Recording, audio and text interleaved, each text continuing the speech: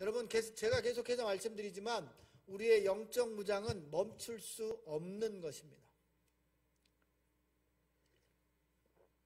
우리의 영적 무장은 멈출 수 없습니다. 왜냐하면 하나님의 자녀들을 공격하는 악한 영들이 창세 이후로 지금까지 여전히 우리의 곁에 존재하고 있기 때문입니다.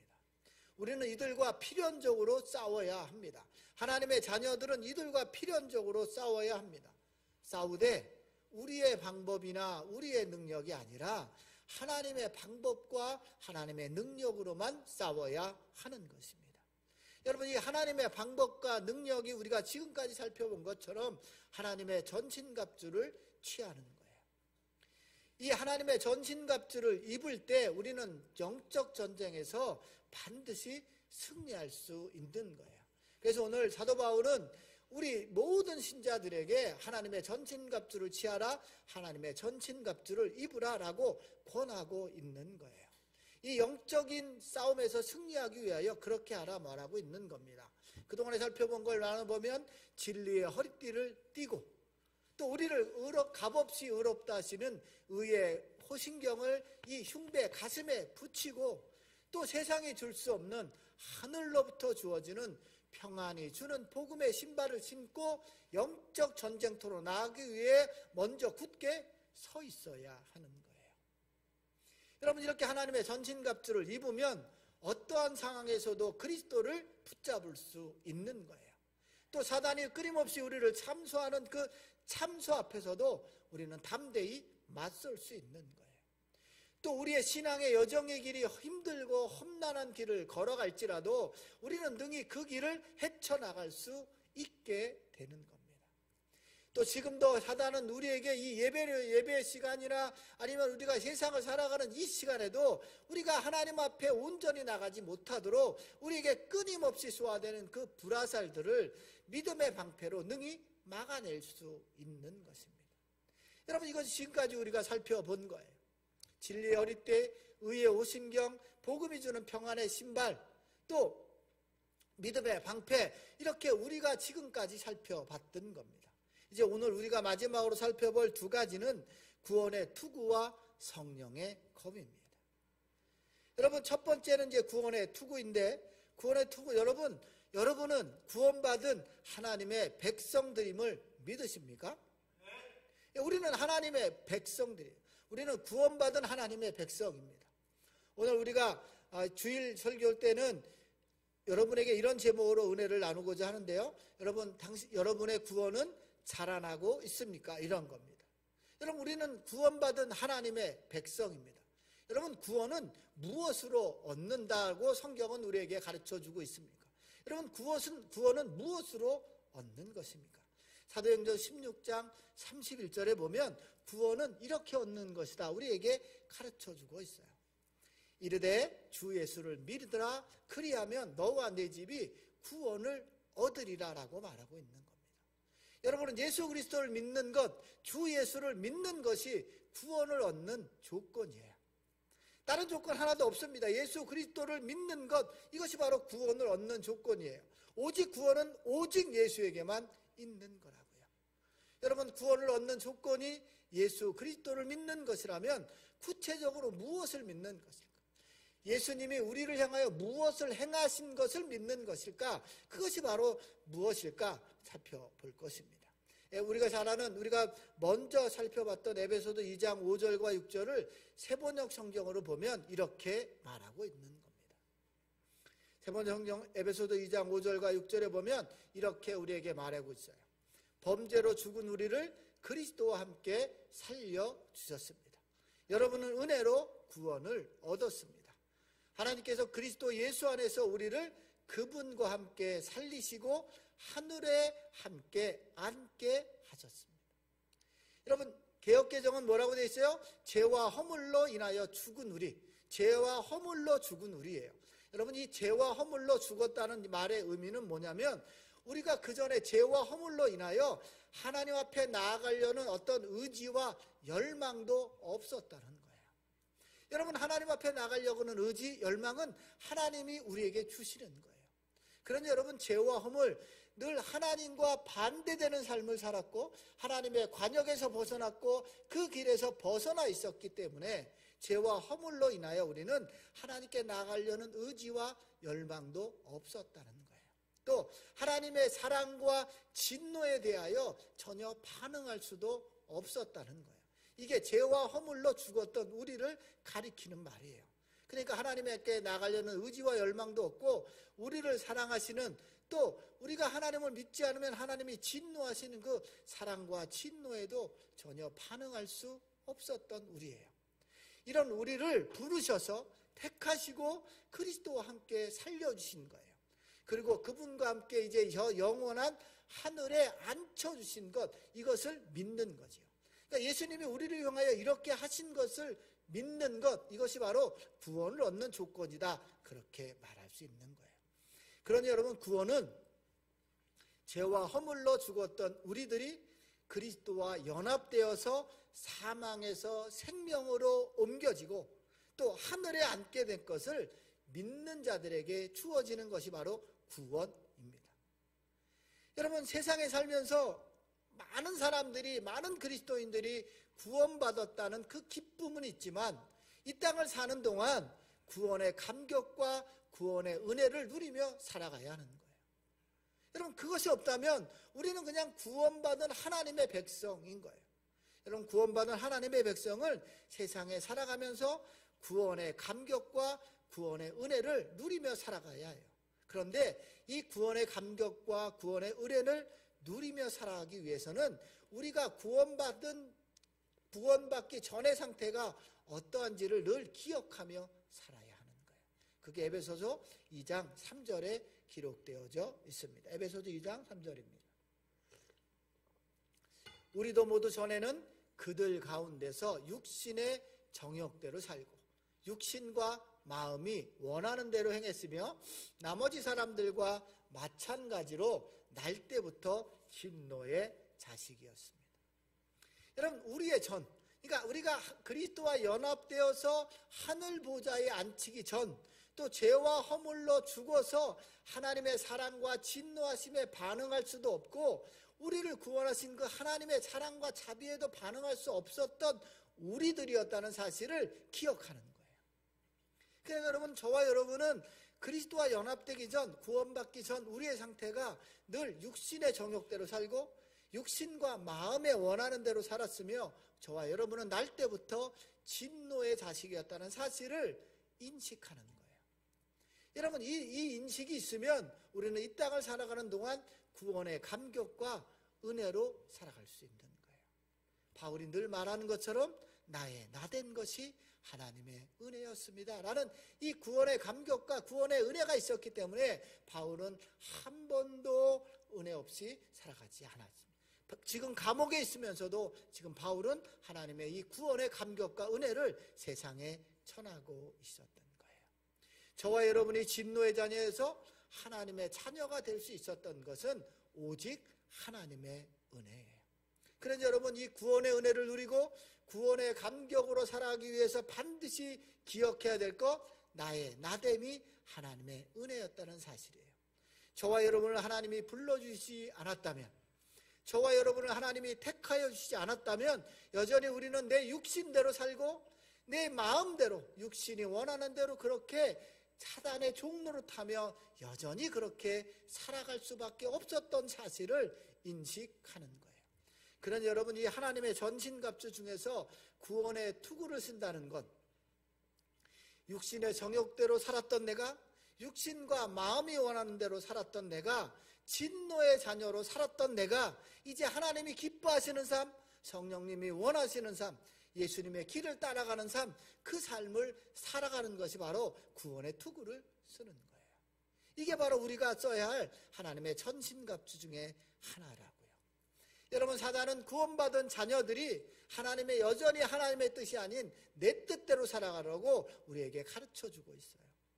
또 예수님의 마음이 아닌 너희들이 예전에 가졌던 여러분의 욕심과 탐욕대로 살아가도록 우리를 끊임없이 유혹하고 있는 거예요. 여러분, 이런 유혹에 담대히 맞서기 위한 영적 무장이 바로 구원의 투구예요.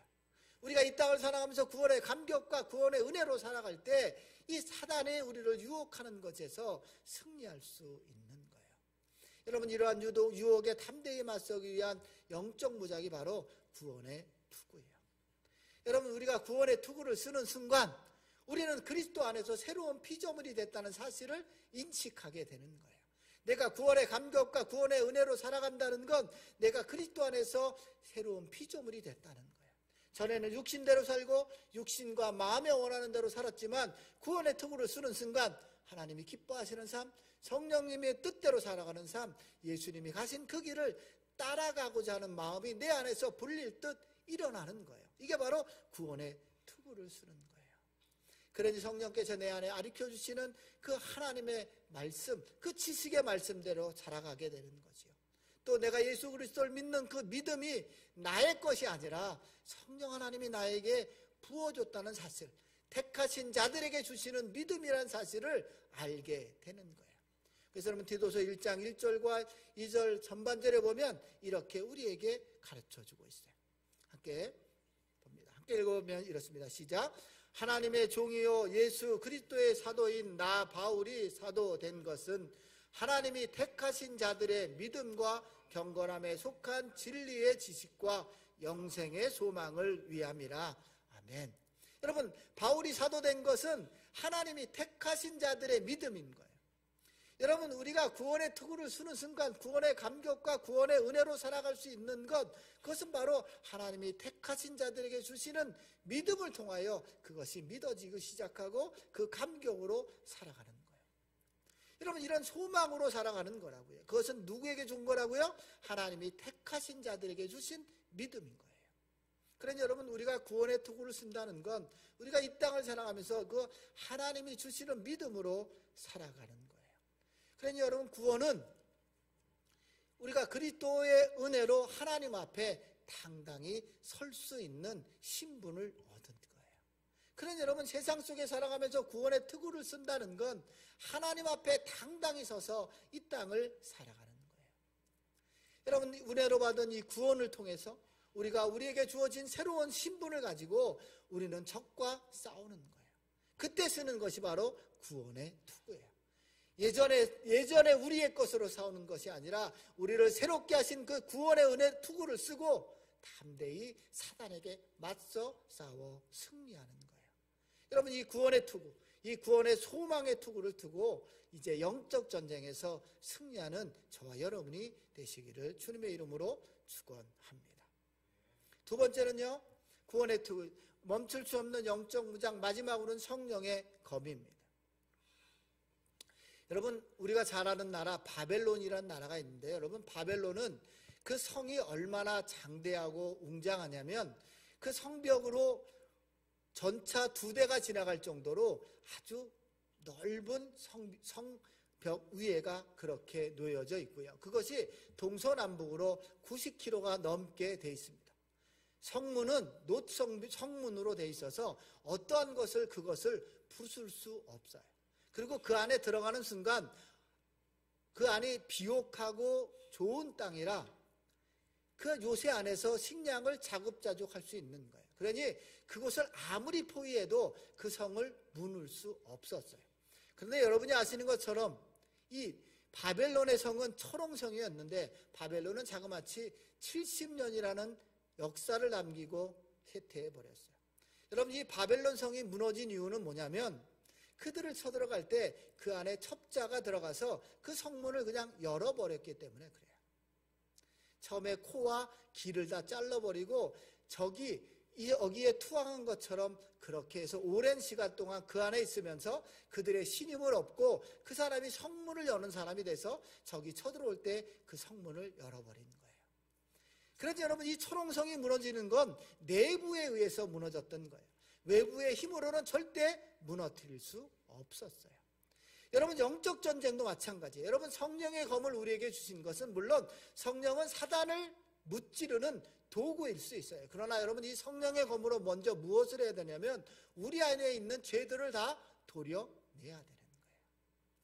여러분, 우리가 아무리 강한 전신갑주를 입고 믿음의 광패, 의의 오신경을 붙이고 구원의 투구를 쓰고 믿음의 방패를 들고 있을지라도, 성령의 검으로 적을 막을지라도 우리 내부에 있는 적들을 막아내지 못하면 우리는 백전백패할 수밖에 없는 거예요.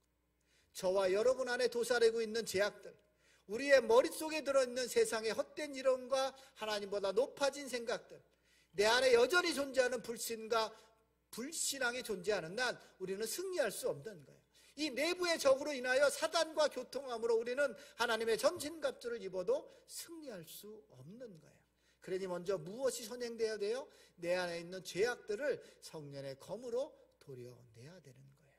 그래서 고린도전서 10장 5절에 보면, 현대 성경으로 보면 이렇게 우리에게 말하고 있어요. 이 무기로 우리는 여러 가지 헛된 이론과 하나님에 대한 지식을 대항하는 온갖 교만한 사상을 무너뜨리고 사람들의 마음이 그리스도에게 복종하도록 하고 있습니다. 여러분, 이 무기가 뭐냐면 말씀이에요. 하나님의 말씀, 곧 성령의 검이라는 거예요. 이 무기로 뭐라고요? 우리의 헛된 이론과 하나님에 대한 지식이 온갖 교만한 사상을 무너뜨리는 거예요. 또 사람 그렇게 다 무너뜨려서 우리가 하나님 앞에 온전히 복종할 수 있을 때 이 성령의 검은 능력이 되는 거예요.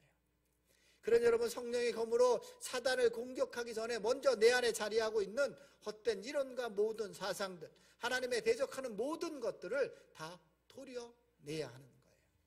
성령의 검으로 늘 말씀으로 우리를 비추어 봐야 하는 거라고요. 여러분, 우리는 늘 빛 앞에 나가야 하는 거예요. 예배 자리에 나오고 말씀으로 우리를 거룩하게 하고 큐티를 통하여 나의 속에 있는 더럽고 추악한 죄의 덩어리들을 볼 수 있어야 하는 거예요. 그게 성령의 검을 올바로 듣고 있는 거예요. 그러니 여러분, 내 안에 숨어있는 이 모든 죄악들을 부수고 깨트려야 하는 거예요.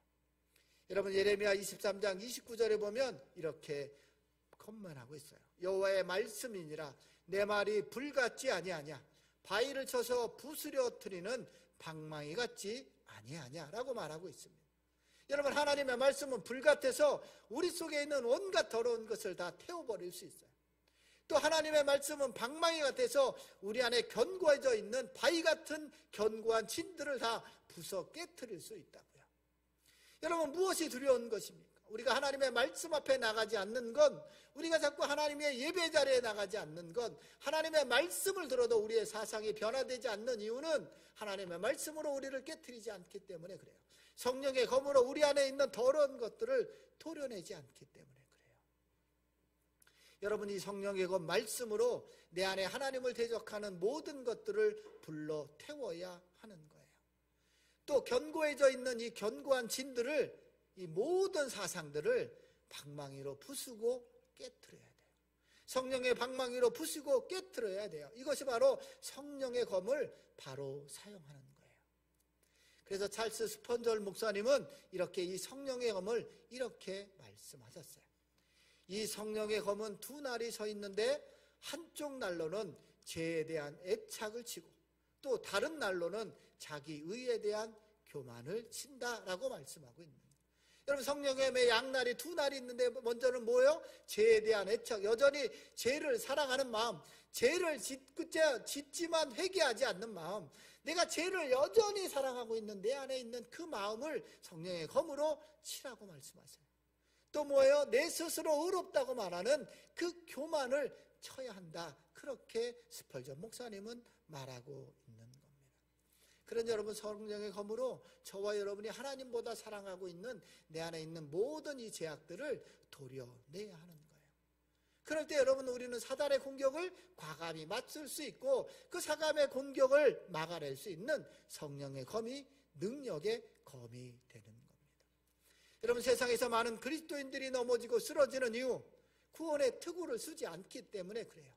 성령의 검으로 막기만 하지 내 안에 있는 죄악들을 도려내지 않기 때문에 그러는 거예요. 그런데 여러분, 날이 서 있지 않는 거예요.